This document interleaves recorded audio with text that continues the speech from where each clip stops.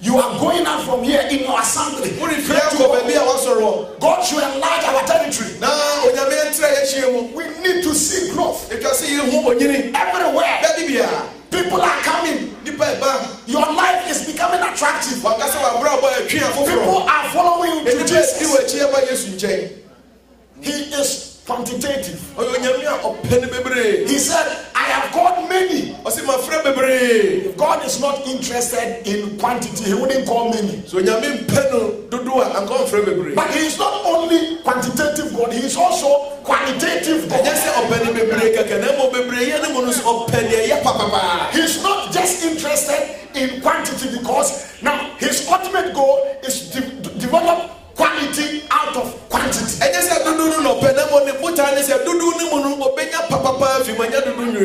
Hallelujah. Amen. God believes in quality. Right from beginning, everything that God did, he subjected it to his quality control department.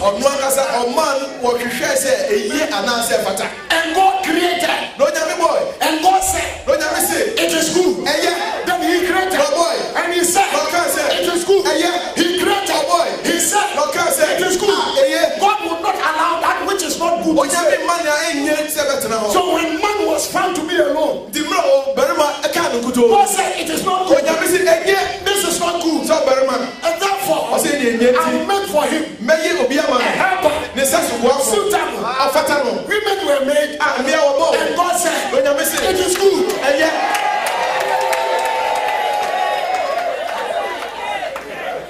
If God does not believe in quality, women wouldn't have been created.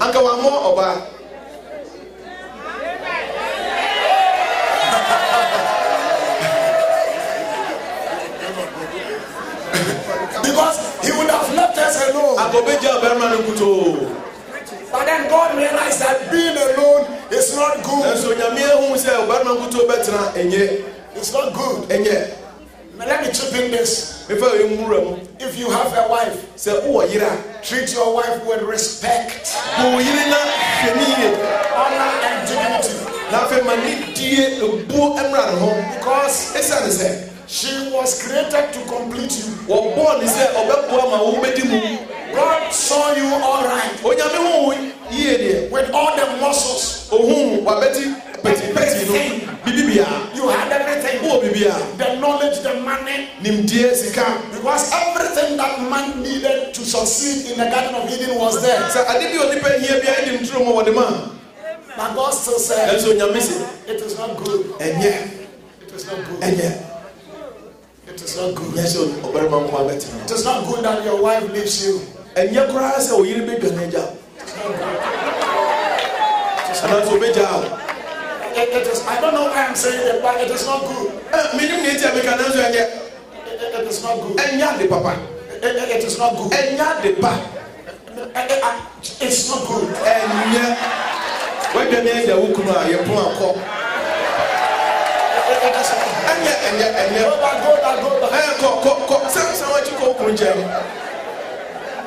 If you are a lady and you are not working hard to keep the marriage intact, you are destroying that which God has made. It is not good. Change. Repent. Anyway, that is just by the way. God is an excellent God. He believes in excellence. But he said that I have called you friends, I have made you branches, I have chosen you, that you will bear fruit. What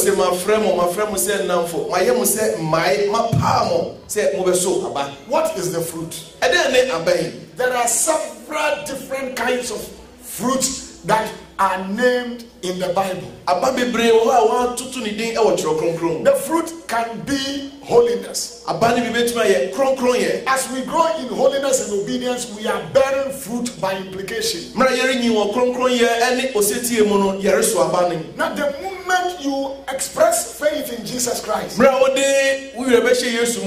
you are declared righteous. The holiness of God is imputed into your life. I see this as a talent. Even though you still have some weaknesses, but you have to grow in the holiness. Every day at the foot of Christ must bring transformation into your life and become more holy. Hallelujah. Amen. So holiness is a fruit we bear. Christian giving is a fruit. In Romans 15:23-28. Even praises. The praise that comes from our heart and lips to the glory of God. Hebrews 13:15. It is considered fruit. And when practical go to God and abide in Him all the time. John 15:1 says that and verse 1 and 2. I am the vine, my Father is the vine dresser. Every branch in me that does not bear fruit, He takes away. And every branch that bears fruit, He prunes, that it may be fruitful. You are already clean. Verse 4. Abide in me, and I in you. As the branch cannot bear fruit of itself unless it abides in the vine, neither can you unless you abide in me. So you should understand, if you be able to become productive Christian, to some large extent, it depends on how close you are with your God. The kind of relationship that exists between you and your God. It is very, very important that we stay in the Lord. How do we abide in Christ? It is interesting to note that we were grafted into Christ by faith. If you study Ephesians and then the book of Ephesians, it says that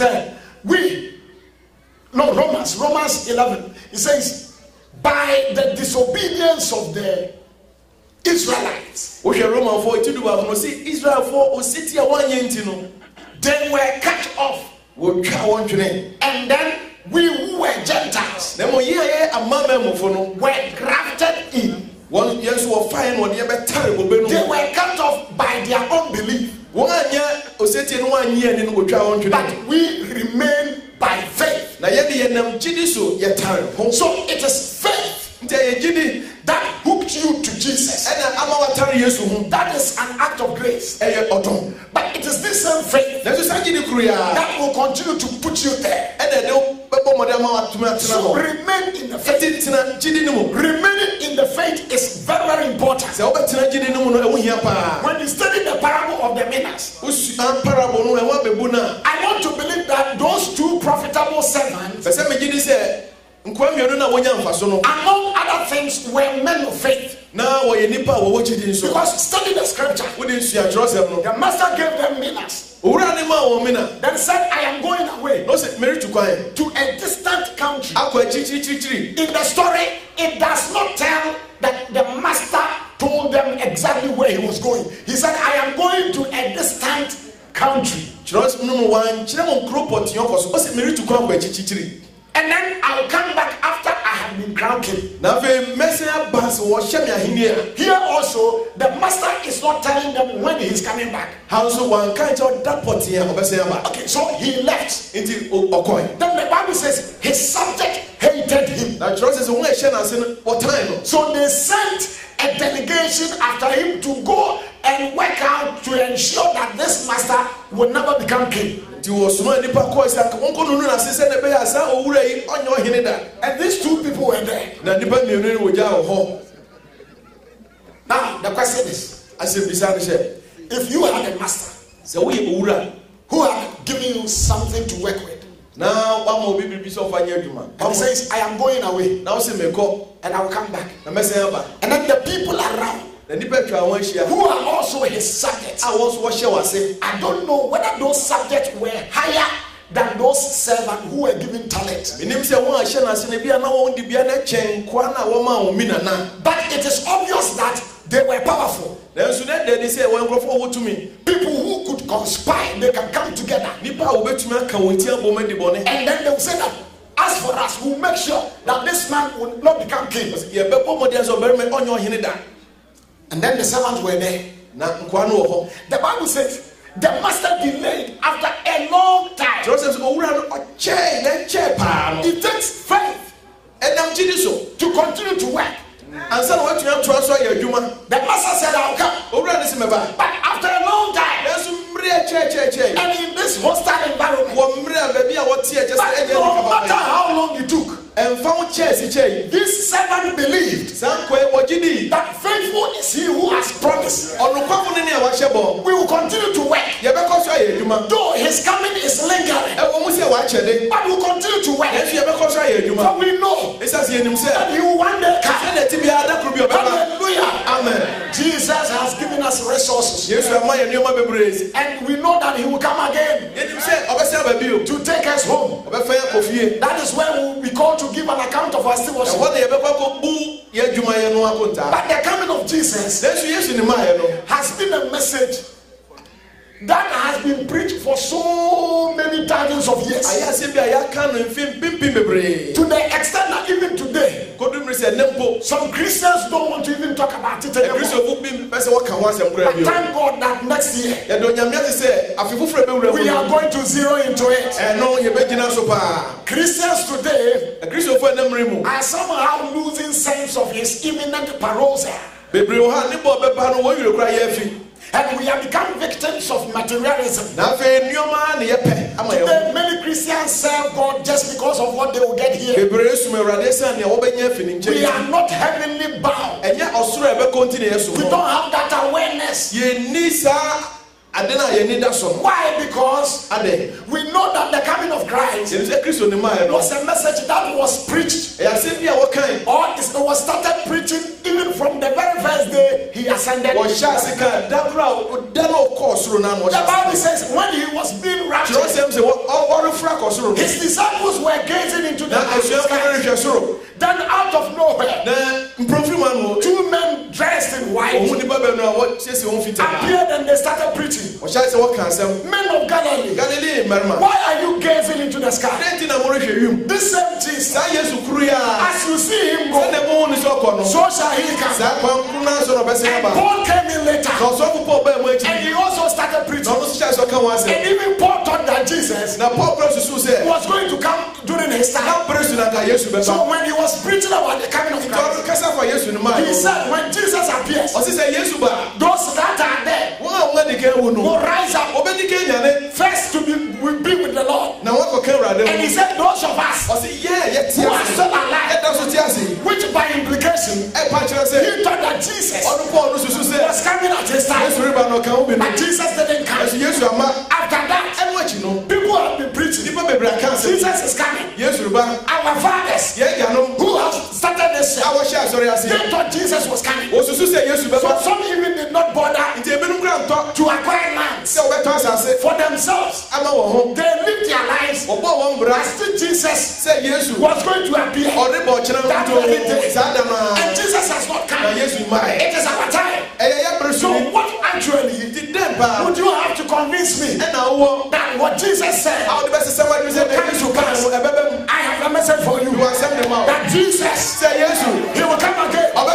Trust me. Let me prove to you. Whatever he said concerning himself, no matter how long it took, it came to pass. The people of Israel, they were in captivity 400 years. And Jesus, or God came in and he delivered them. Jesus said, command or destroy this temple. On the third day, I'll rebuild it. They destroyed the temple beyond recognition. He was crushed for our iniquities. He was bruised for our transgression. His face was marred beyond recognition. The Bible says, and men hid their face from him. He was buried. On the third day, he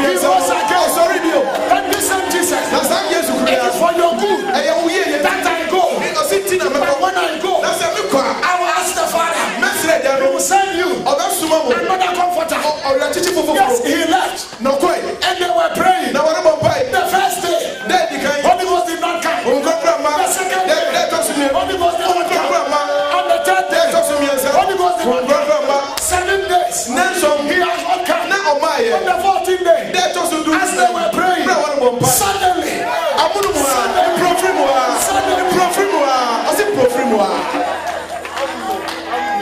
you see, and now listen, this is our hope, the coming of Christ. But what is hope? Hope is a trustful expectation with reference to the fulfilled promises of God. In other words, hope is what God has done in the past, guaranteeing what he's going to do in the future. So I have hope in the coming of Christ, because whatever he said he was going to do, he did it. But this one thing, there is a set time. There is a set time. There is a set time. There is a set time. There is a set time. Consider the proto-evangelium. In the book of Genesis, God prophesied the seed of the woman shall crush your head. It was revealed to Isaiah. Isaiah prophesied about his birth, and he thought that Jesus was going to be born during his time. So he said, unto us a child is born, unto us a son is given. But Jesus was not born in the time of Isaiah. The people came up on hope. But at the fullness of time, at the fullness of time, at the fullness of time, hallelujah, amen. So if you think that Jesus is not coming again, and therefore it doesn't matter how you live your life, you are wrong. You are wrong. Our job as ministers of God is to give a voice to scripture. We don't set times. We don't prophesy about when. But we preach about the certainty. Because the Bible says the exact time that you come, that remains a mystery. So I may not know, and I don't know, and I don't have to know. But what I know is what is revealed. Hallelujah. Amen. That one I know. I know he will come, and I have faith in this Jesus. Praise the Lord. Hallelujah. Somebody say, I have faith that he will come. That is my hope. Therefore I don't care how difficult the day might be, how challenging the times might be. I am still holding on to the convictions of my belief, of my faith, and that is my Master Jesus is faithful, and he will come. Hallelujah. One last will hold on to this faith. We are in him. We are in him. Don't give up on your faith. Hallelujah. Amen. You continue to abide in him. When you also spend time in prayer, the more you pray, the more you become God dependent. Then you continue to study and obey his word. The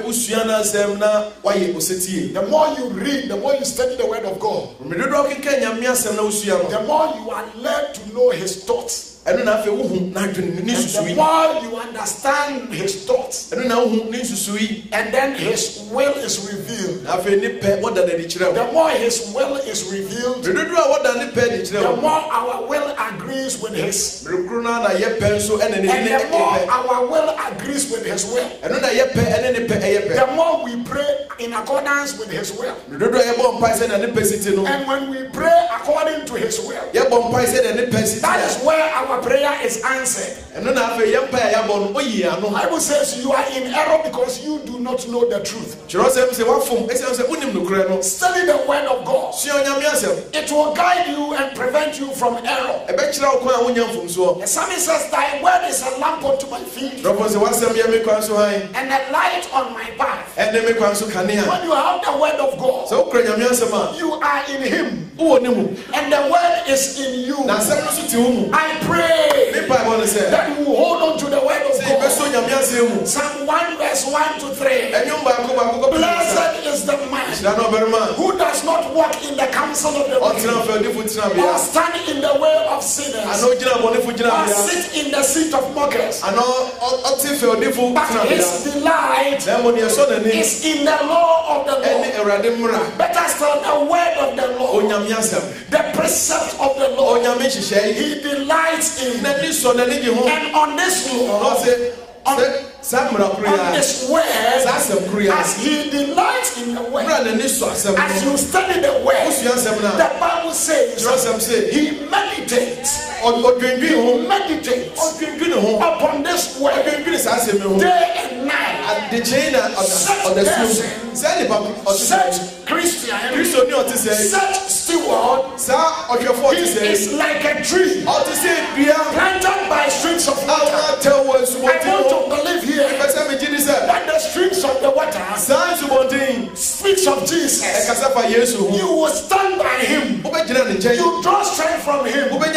Such believer, you are like a tree whose leaf does not wither and bears fruit every day, every season, every time. What I love most here, whatever he does, prospers.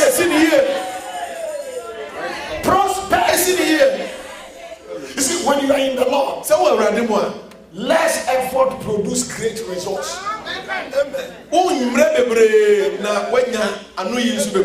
Are you with me? You put in little and you receive so much, and then the so much is added. Then you invest. Then abundance comes. But you have to delight in the law of the Lord. Delight in it. Study. One Glenn Bosom was preaching a message to his son in the Lord, John Piper, in 1981, and he said, John, you must resist everything that will pull you away from rigorous study of the word. And daily hours of prayerful meditation to let the word of God sink in and abide. For you should understand that the inwardly abiding word is truth of scripture believed, that is so cherished and rolled back and forth in the imagination until its implications spill over into the daily life as love, joy, and peace and righteousness. And when you have done that job, I tell you that in your ministry you will blossom and you prosper. I want to encourage you. Study the word. Meditate on the word. See, Christians today, many of us, we spend our precious time on things that do not matter. Some of us, let me hit it home. All sorts of Ghanaian African movies. You may wake up in the day, you haven't read scripture. Even preaching tape, you will not buy and listen. But in your library, you have movies.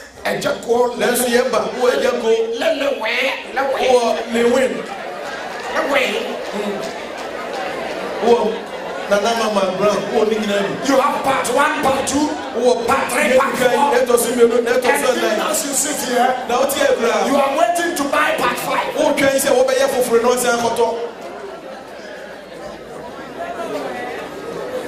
And you're always watching it. We don't have time for the word of God. If you want to prosper, if you want to bear fruit, holy words, long preserved for our walk in this world, came to us through sacrifice. This same holy word will guide us home. You need the word. You need to study. You need to listen. You need to meditate. It will help you. The word of God is powerful. It will produce results. Hallelujah. Amen. Then fellowship. Fellowship with one another. Why am I saying fellowship? Because when we are in good fellowship, the Bible says iron sharpens iron. A man's countenance sharpens another. So iron sharpens iron. Even at this meeting, you would realize that iron is sharpening iron. Right from the ministers down there. When we were praying last night, I saw one of the deacons joining hands with a group of Sunday school children. They've caught the fire. Iron sharpens iron. We were here praying, and then the deacon was moved. He gathered the children. They held hands together and come and see prayer. I did not hear what they were saying, but at least I saw the gestures. They were going like this. They were going like this. They were praying. They were praying. Hallelujah. Amen. That is how the early church became powerful.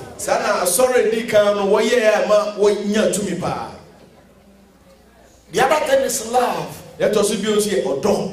Love. If we want to become fruitful, we must be captivated by the love of God. You can't work for Jesus when you don't love him. Now listen, in the parable of the minas, when those two servants were working,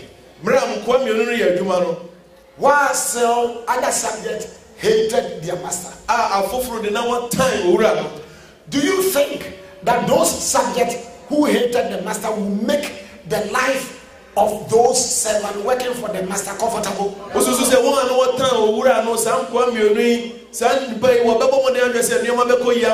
Jesus said the reason why this world hates you is because they hated me. But if you love Jesus, it doesn't matter the condition you find yourself in. You will still serve him and you become fruitful. Hallelujah. Amen. Nebuchadnezzar didn't love God because he was competing with God. He wanted to make himself God.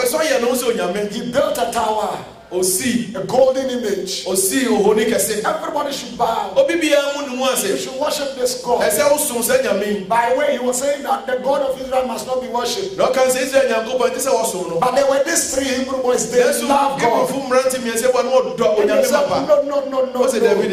no. So what are you saying? I will throw you into the lake of fire. So be it.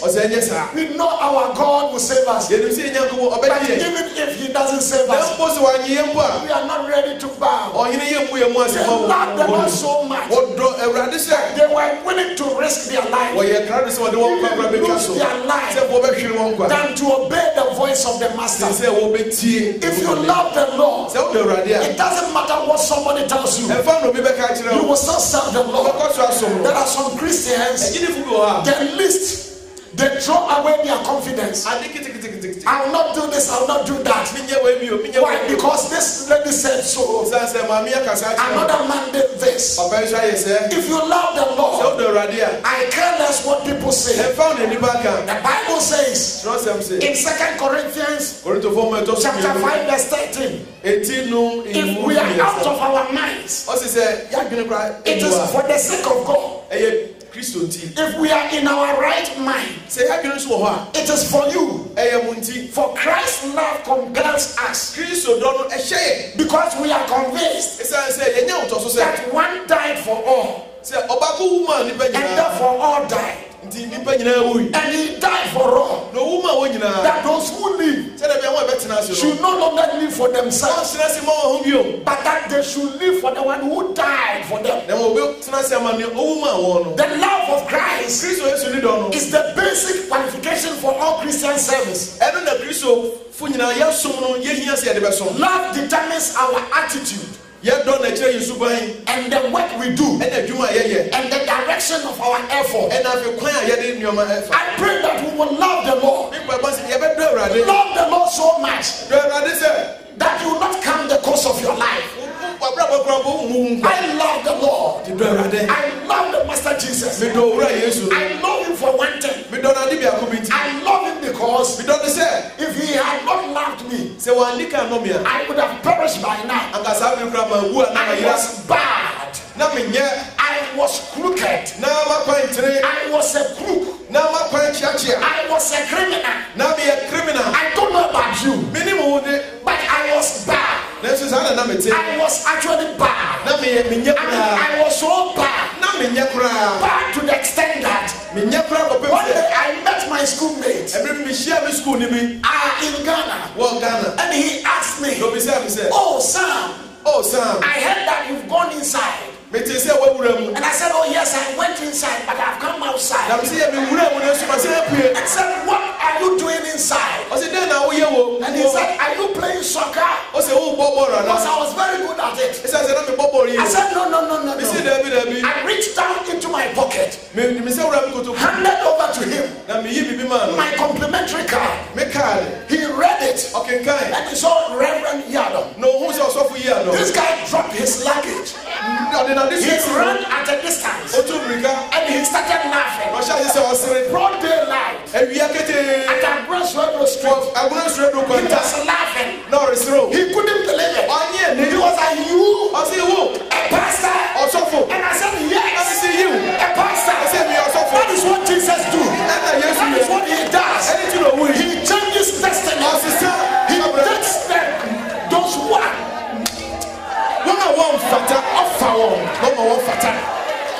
you know what I'm saying? Yeah. Were you bad? Yeah, bad. I was bad. I don't know about you. Yeah. But I want to believe that you were bad too. But today, here we are.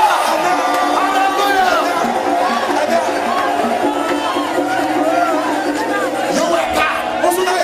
You were bad. You were bad. You. As for you, you are very bad.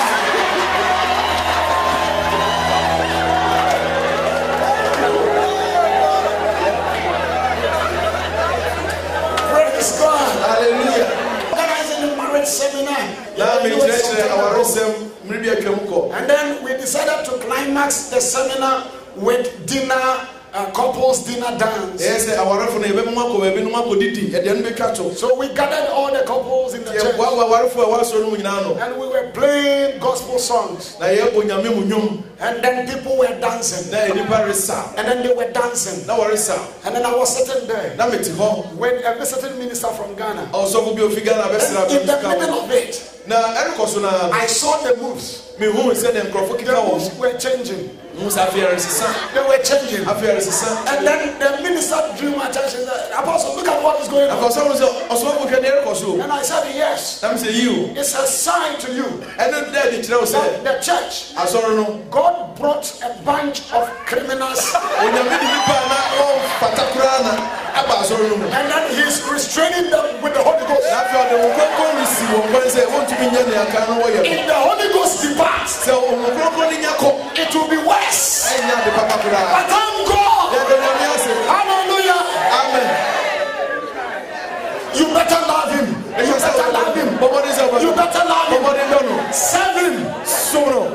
you are mad. Be out of your mind for Jesus. Because considering what Jesus has done, we can't repay him. But at least this is what we can do. To use the resources he has given unto us for the furtherance of his kingdom. Hallelujah. Amen. If you don't understand salvation, that is how it's difficult for you to serve him. But when you understand salvation, you serve God as if you are out of your mind. Amen.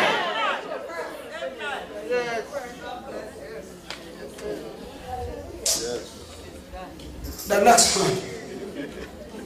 The next one. If you want to become fruitful, hello. Know what has been given to you. Know what has been given to you. Because you know what? You are actually effective and efficient when you are you.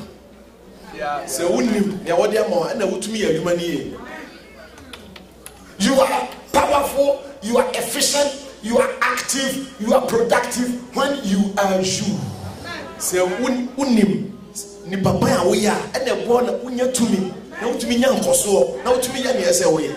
We are uniquely gifted.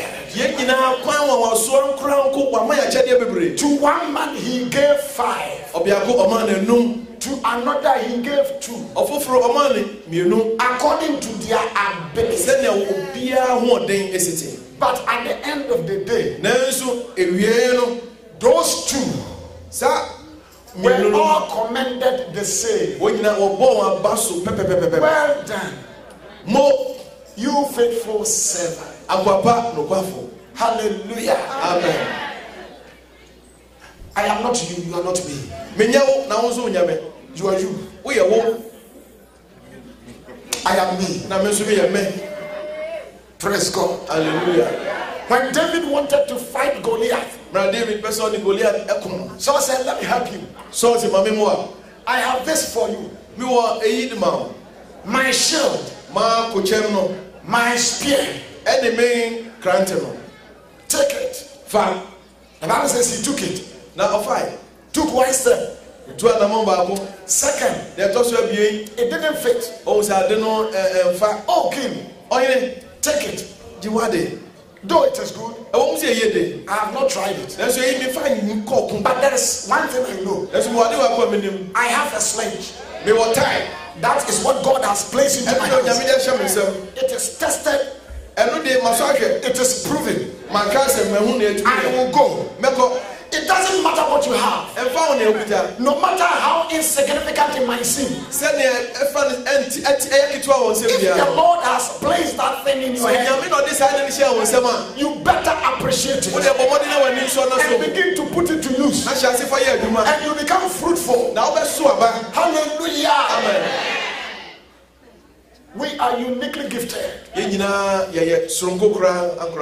each one of us must know whatever gift God has given him.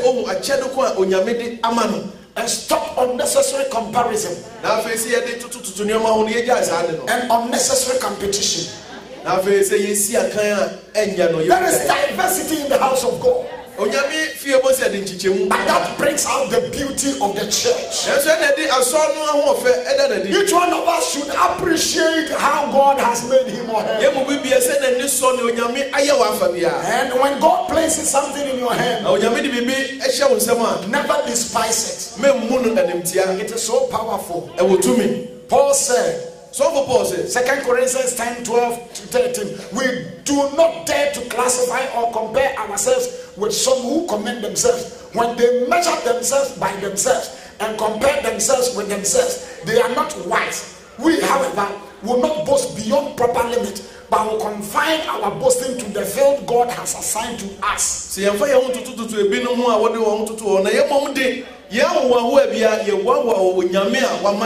If you are a Sunday school teacher, enjoy it. Serve. If you are the women's leader, serve. If you are an elder, serve. If you are a deacon, serve. If you are a pastor, serve. I'm an apostle, I should say, if you're a member, say, because title in the house of God is fluid. It is fluid. See, today Christian doesn't understand it. That is why, because we think that your greatness is in the title. And people are not, they are not content with what God has given. Always chasing after titles. But God doesn't care about that. What he cares about is quality life, productive life. In God's general book, we don't know who is the greatest. But he gave us a hint. When they were saying among themselves, who will be the greatest in the kingdom? Jesus answered them in a nice way. He dramatized it. He pulled a little children. You are not little. A little child. And then he brought a child. Whoever wants to be greatest should be like unto this child. Hallelujah. Hallelujah. Amen. Hallelujah. Amen. Now, do you know that in life, nothing becomes dynamic until it becomes specific? And those who operate in generalities instead of specific in life usually don't achieve anything. Be specific. Be specific. Be specific.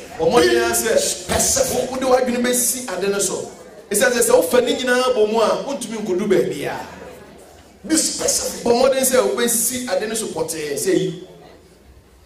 Be specific. Then diligence. Now, you see, work hard. Yeah, involves investing your ability, strength, and all you have into the pursuit of your mission. Ecclesiastes 9:10 says, whatever your hand finds to do, do it with all your might.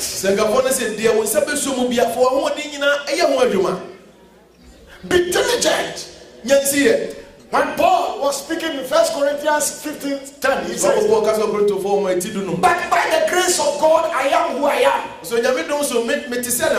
Nevertheless, I do not frustrate the grace of God.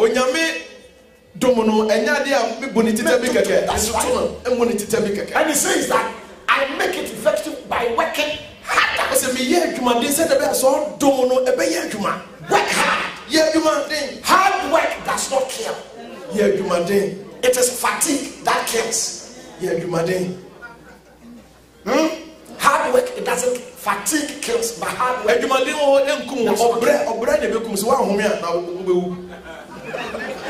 That's right. So work hard. Then you rest. Then you work. And then you rest. Work. Put in effort. Things may come to you so easy, but they don't stay so easy. Hallelujah. My wife came to me so easy, but it has not been easy maintaining her. Why? In acquiring and marrying her, at least my father helped. So, oh yeah, I didn't have to go and see her father. My father did that job for me. You get the point? And I want to believe that many of us went through the same experience. You may have spoken with your own wife, but your in-laws, probably your parents went to see your in-laws. And they had the issue settled at their level. And then they helped me in planning. They helped in planning. But after the wedding day, each one for himself. God for us. I needed to work hard. And I am still working harder.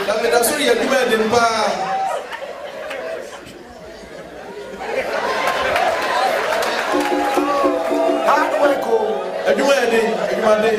Hard work. Adwuma den. Hard work. Adwuma den. Hard work. Adwuma den. Adwuma den. Adwuma den. Salvation is free. Nkwanyi wɔ hɔ yi, wɔde ma kwa. Salvation is what? Nkwanyi. Jesus died. Yesu wui. And before we realized Sansa na ebe hu no. we have been saved. Wagye yɛ nkwa. But now that we have been saved, Na sɛ sɛ wagye yɛ the nkwa. Bible charges you. Kyerɛ sɛ bɛhyɛ wo sɛ. Work out Yɛ adwuma. your own Wɔ salvation nkwanyi ho adwuma. with fear Fa suro and trembling. ɛne ahopopo. Hallelujah. Amen. Work it out. Yɛ wo ho adwuma.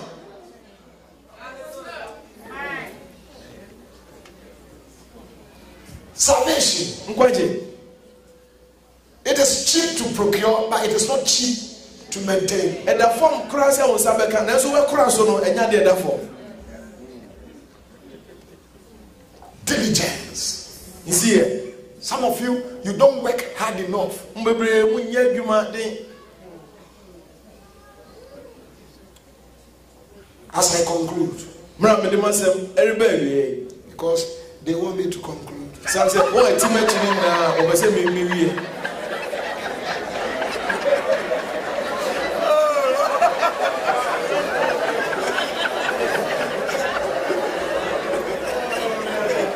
Wars and years. Hallelujah. Aban wɔ yɛ wɔ aso. Hallelujah. Amen. Ɔdan wɔ aso. May I speak about discipline? Nkasa mfa sɛ wɔtenetena na wɔtwe. Discipline. Discipline will help you to become fruitful. Ɛno bɛboa wo sɛ wohyɛ wo so ayi.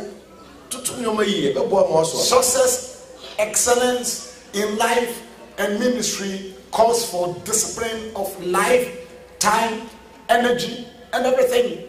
Sɛ wobɛdi nkonim wɔ ade nyinaa mu no atwa sɛ woyɛ obi a wahyɛ wo ho so yɛ a wototo nneɛma bibia wommrɛ bibia. The master of the vine believes in discipline. Owura no ɔyɛ bobe wura no ɔgye tom sɛ yɛtoto nneɛma ne kwan so ne kwan so. John 15:2 says that Yohane ti dunum. he prunes every fruit.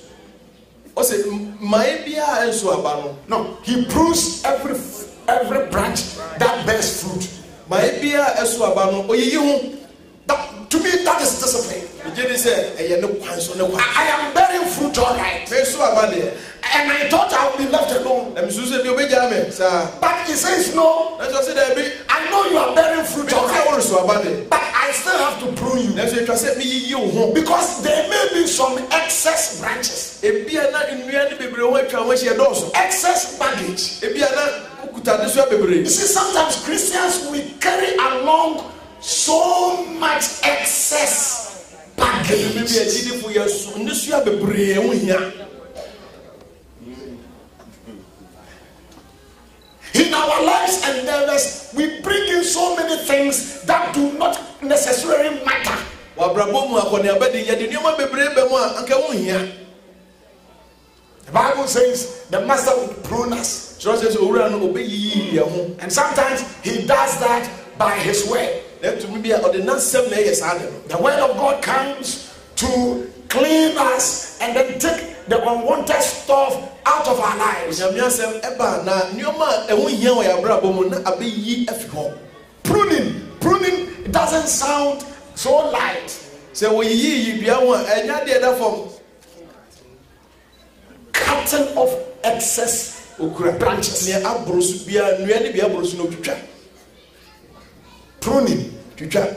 Yiyi ho. You are doing good, all right. Wobɔ mmɔden de. But there's still something. Nanso biribi wɔ hɔ a. Because he loved the church, the seven churches so much. Ɛsɛ sɛ ɔdɔ asɔre nsɔre no bebree nti no. And he didn't want the seven church Na ɔpɛ sɛ saa nsɔre no. to remain just as they were. Sɛ wɔbɛkɔ so ayɛ sɛnea na wɔte no. He wrote a letter to prune them. Ɔtwerɛ ɔhoma de kɔyiyi wɔ tenetene wɔn. When you read the seven church about the seven churches, Sɛ ɔkeka saa asɔre nsɔre no asɛm a. to me, they were doing very well in many respects. Na kwan bi so no bebree wɔrebɔ wɔn ho He mmɔden. says, I know your deeds. Sɛ menim wo nnwuma. You are very good at this. Wobɔ mmɔden wɔ eyi You ho. are very good at Wobɔ that. mmɔden wɔ wei ho. But I have this against you. Nanso bi wɔ eyi tia wo. And then he will prove. He wanted the churches to become more fruitful. Christians today, we don't know how to accept God's chastisement. And that is why we are always looking for motivational messages. God will do this, God will do that. I'm not saying they are bad messages, but if we're going to focus on that alone, we are not helping you. For you to become fruitful, sometimes we must tell you what is wrong with you.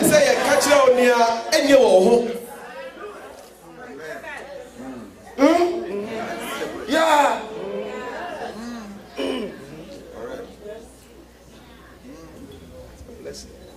It's a blessing to be pruned. I want you to check into your life and see which areas are not necessary. Let them go. Let them go. Discipline involves self-denial. Paul said that I am preaching. But even as I am preaching, I buffet my body and make it my own slave, so that after I have preached to others, I myself will not become a castaway. He buffets his body. Self-denial.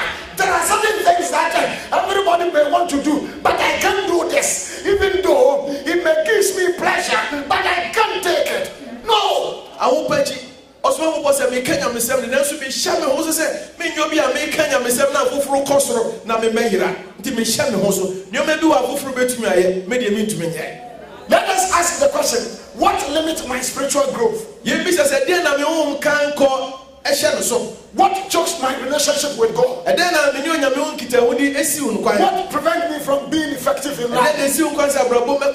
Those things are weeds. We must weed them off. Hallelujah. Amen. Even in our relationship, not every friend is entertained. Christians, some of us, we don't know how to say no. We don't know how to say no. But sometimes you must have the boldness to say no. Say no to certain things.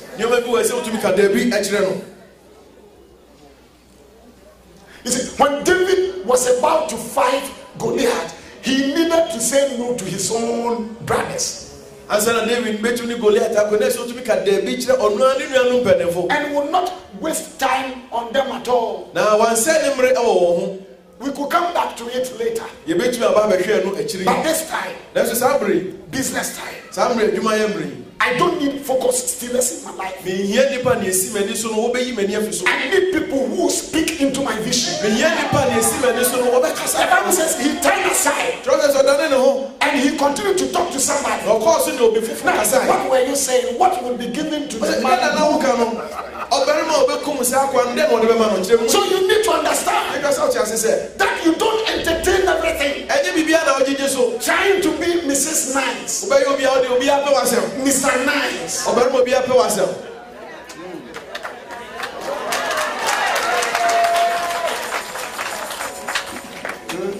If you do that, you become a hypocrite. May God bless you. Go out from here and begin to bear fruit. And that your fruit should last. Amen. Amen.